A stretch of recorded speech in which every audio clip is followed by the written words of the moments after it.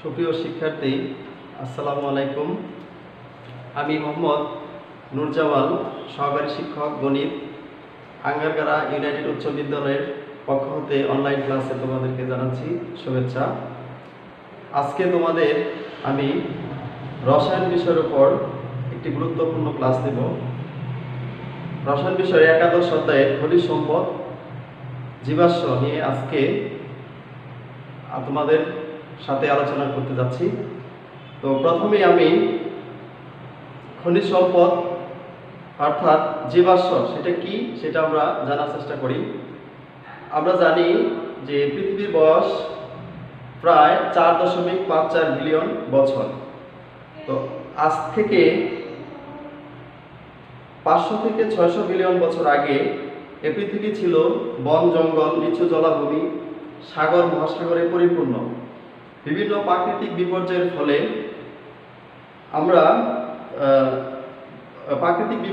ফলে আজকের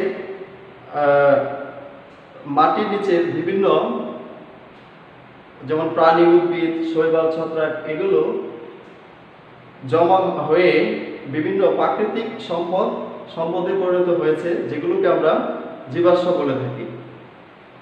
তো আমরা আজকের যে প্রাকৃতিক পদার্থ তৈরি হয় সেই একটি বিষয়, সেটা হলো হাইড্রোকার্বন।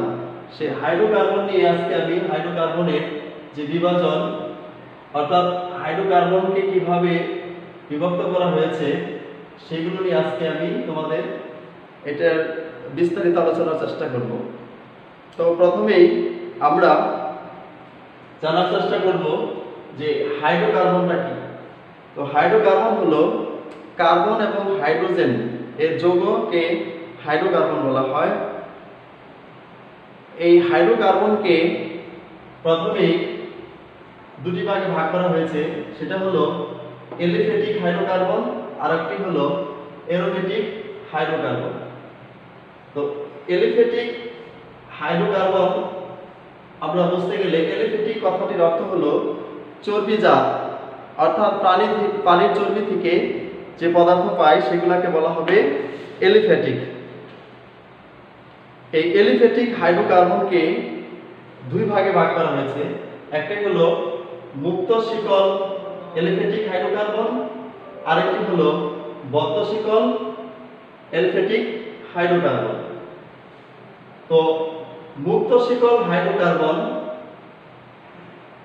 একই ভাবে আরো দুটি ভাগে ভাগ করা হয়েছে, সেটা হলো সম্পৃক্ত মুক্ত শিকল হাইড্রোকার্বন, আরেকটি হলো অসম্পৃক্ত মুক্ত শিকল হাইড্রোকার্বন। তো মুক্ত শিকল হাইড্রোকার্বনকে দুই ভাগে ভাগ করেছে, একইভাবে বদ্ধ শিকল হাইড্রোকার্বনকে আমরা দুটি ভাগে ভাগ করতে পারি। একটা হলো সম্পৃক্ত বদ্ধ শিকল হাইড্রোকার্বন, আরেকটি হলো অসম্পৃক্ত বদ্ধ শিকল হাইড্রোকার্বন। তো সম্পৃক্ত মুক্ত শিকল হাইড্রোকার্বন এবং অসম্পৃক্ত মুক্ত শিকল হাইড্রোকার্বন এগুলো বোঝার জন্য আমাদেরকে এগুলো সংজ্ঞা ভালো করে জানতে হবে। সেটা হলো যে এলিফ্যাটিক হাইড্রোকার্বনের ক্ষেত্রে প্রথমে আমরা যদি বলি যে মুক্ত শিকল হাইড্রোকার্বন, অর্থাৎ মুক্ত শিকল হাইড্রোকার্বনটা হলো যে সকল হাইড্রোকার্বনের কার্বন শিকলের দুই প্রান্তের কার্বন প্রান্ত দুইটি মুক্ত অবস্থায় থাকে, তাদেরকে আমরা মুক্ত শিকল হাইড্রোকার্বন বলবো। যেমন এই মুক্ত শিকল হাইড্রোকার্বনের আমরা যদি উদাহরণ হিসেবে টানি তাহলে আমরা দিতে পারি যেমন CH3 অর্থাৎ এখানে কার্বন এবং হাইড্রোজেন অর্থাৎ একক বন্ধন দ্বারা যুক্ত আছে, অর্থাৎ এদের অর্থাৎ প্রান্তীয় কার্বনগুলো মুক্ত আছে, সেজন্য এটা হলো মুক্ত শিকল হাইড্রোকার্বন। তো একইভাবে আমরা বদ্ধ শিকল হাইড্রোকার্বনকে বোঝার জন্য আমরা উদাহরণ হিসেবে জানতে পারি, সেটা হলো CH2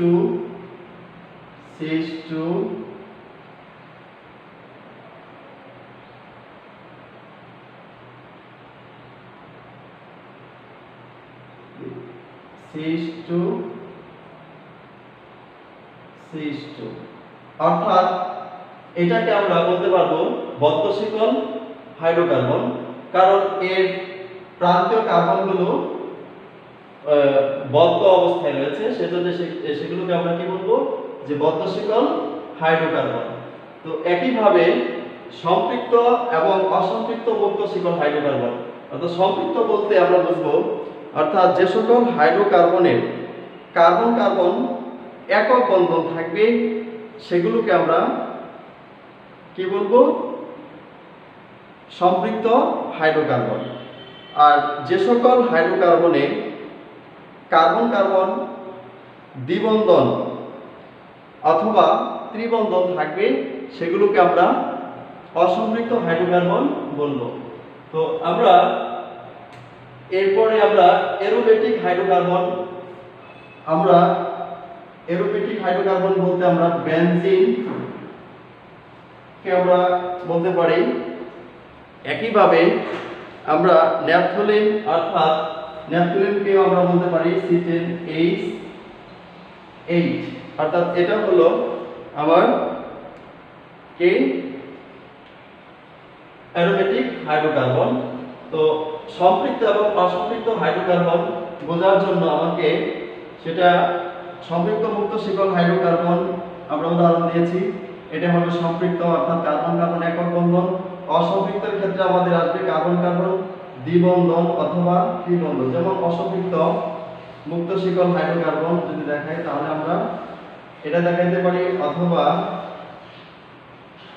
কার্বন কার্বন ত্রিবন্ধন, অর্থাৎ অসম্পৃক্ত মুক্ত শিকল হাইড্রোকার্বনের ক্ষেত্রে কার্বন কার্বন দ্বিবন্ধন অথবা ত্রিবন্ধন থাকবে, আর সম্পৃক্তের ক্ষেত্রে থাকবে কার্বন কার্বন একক বন্ধন। যেমন আমরা বলতে পারি CH3 CH2 CH3, অর্থাৎ এখানে এই যৌগটার নাম হলো, যেমন আমরা এই যৌগটা অ্যালকেন গ্রুপের, তো অ্যালকেন এর একক বন্ধন সেজন্য এটা হবে অ্যালকেন।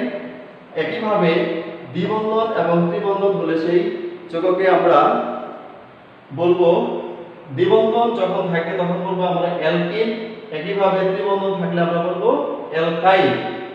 তো অ্যালকিন এবং অ্যালকাইন এটা বোঝার জন্য আমাদের একক বন্ধন, প্রথমে একক বন্ধন থাকলে বুঝতে হবে অ্যালকেন, দ্বিবন্ধন থাকলে বুঝতে হবে অ্যালকিন, ত্রিবন্ধন থাকলে বুঝতে হবে অ্যালকাইন। এগুলো সাধারণ সংকেত। তো আমরা এখন কিভাবে অ্যালকেন অ্যালকিন এবং অ্যালকাইনের সাধারণ সংকেতগুলো লিখতে হয় এবং সেগুলো থেকে কিভাবে যৌগের নামকরণ করা হয় সেগুলো দেখানোর চেষ্টা করব। প্রথমে আমরা অ্যালকেনের অর্থাৎ অ্যালকেনের সাধারণ সংকেত যদি আমরা চিন্তা করি তাহলে হবে CnH2n+2। একইভাবে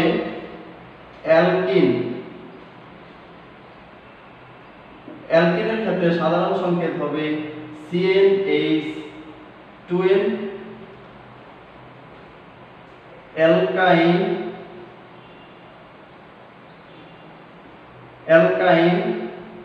অ্যালকাইনের সাধারণ সংকেত হবে CnH2n-2। তো আমরা কার্বন এবং হাইড্রোজেনের আমরা একটি সাধারণ সংকেত অর্থাৎ অ্যালকেনের সাধারণ সংকেত হবে CnH2n+2, অ্যালকিনের সাধারণ সংকেত হবে CnH2n, অ্যালকাইনের সাধারণ সংকেত হবে CnH2n-2। এই সূত্র অনুসারে আমরা অ্যালকিন এবং অ্যালকাইনের নামকরণ করতে পারবো। তো আমরা প্রথমে অ্যালকেনের জন্য আমরা বলতে পারি এর কার্বন যদি আমরা n এর মান যদি আমরা 1 বসাই তাহলে আসবে কি, যেমন n এর মান 1 বসালে এটা আসবে 1, এখানে 1 বসালে 2 কত 2 4, অর্থাৎ মিথেন। এটা হবে অ্যালকেনের জন্য। একইভাবে আমরা 2 বসালে আসবে কত C2, অর্থাৎ যদি 2 বসাই তাহলে এখানে 2 2 দুগুণে 4 আর প্লাস 2 অর্থাৎ কত হয় 6 হয়। এটাকে আমরা বলতে পারবো ইথেন, অর্থাৎ ইথেন। তাহলে মিথেন এবং ইথেন। একইভাবে আমরা যখন অ্যালকিন গ্রুপে যাব সেক্ষেত্রে এই আমরা লিখতে পারি, অর্থাৎ অ্যালকিনের প্রথম সদস্য হবে মিথেনের অ্যালকিনের ক্ষেত্রে যেরকম ছিল যে প্রথম সদস্য শুরু হবে n এর মান 1 থেকে, অর্থাৎ C এর মান এখানে 1 হবে, কিন্তু এখানে শুরু হবে অ্যালকিনের ক্ষেত্রে 2। একইভাবে অ্যালকাইনের ক্ষেত্রে 2 থেকে সদস্য, অর্থাৎ প্রথম সদস্য C2, অর্থাৎ C এর মান এখানে যে n, C এর সাথে যে n টা আছে সেখানে আমাদের 2 লিখতে হবে, অর্থাৎ প্রথম সদস্য হবে কি C2, n এর মান 2 বসাবো, 2 বসালে কত হবে এখানে 4 হবে, অর্থাৎ এটার নাম হবে ইথিন। ইথিন।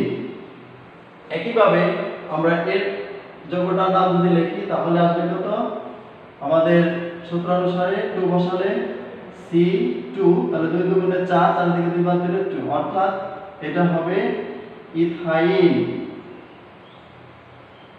ইথাইন।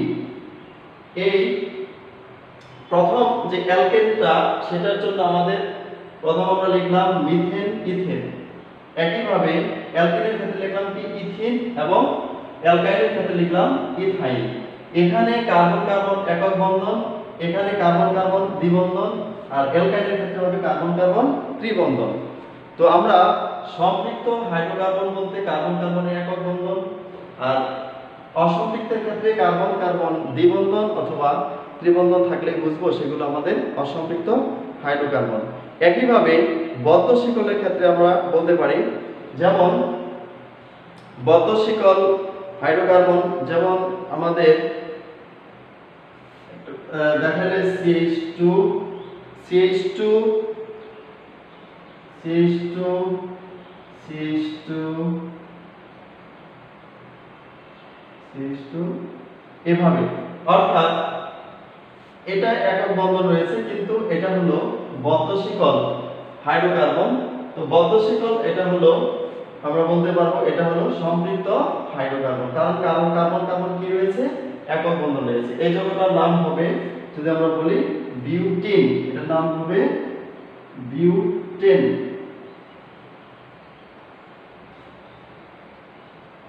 সাইক্লোবিউটেন, এটা আসবে সাইক্লোবিউটেন। সাইক্লোবিউটেন, অর্থাৎ সাইক্লো হলো চক্রীয়, অর্থাৎ বলয় আকারে, সেজন্য এটা হবে সাইক্লোবিউটেন। একইভাবে যদি আমরা সাইক্লোপ্রোপেন লিখি তাহলে CH2, CH2,